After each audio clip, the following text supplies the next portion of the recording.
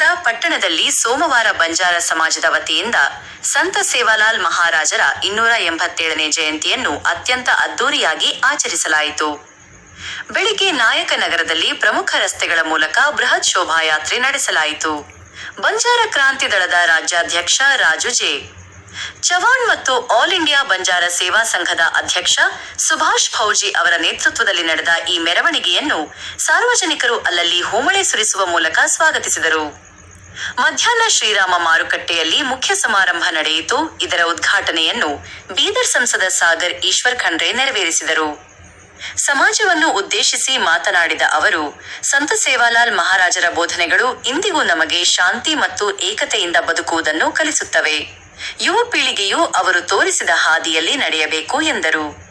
ಈ ಸಂದರ್ಭದಲ್ಲಿ ಕೆಎಂಎಫ್ ಅಧ್ಯಕ್ಷ ಆರ್. ಕೆ. ಪಾಟೀಲ್, ಕೆಪಿಸಿಸಿ ಉಪಾಧ್ಯಕ್ಷ ಸುಭಾಷ್ ವಿ.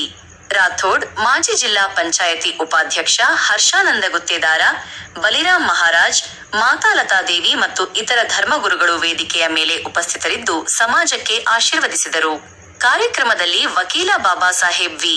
ಪಾಟೀಲ್, ಚನ್ನು ಪಾಟೀಲ್ ಮತ್ತು ಗಂಗಾರಾಮ್ ಪವಾರ್ ಸೇರಿದಂತೆ ರಾಜಕೀಯ ಮುಖಂಡರು, ಯುವಕರು, ಮಹಿಳೆಯರು, ಯುವಕ ಯುವತಿಯರು ಹೆಚ್ಚಿನ ಸಂಖ್ಯೆಯಲ್ಲಿ ಭಾಗವಹಿಸಿದ್ದರು.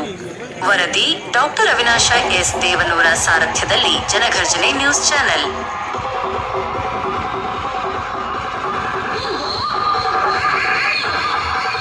ಚವಾಣವರಿಗೆ ಈಗ ನಾನು ನಮ್ಮ ಬಂಜಾರದ ಸಮಾಜದ ವತಿಯಿಂದ ಈ ಗಣ್ಯರಿಗೆ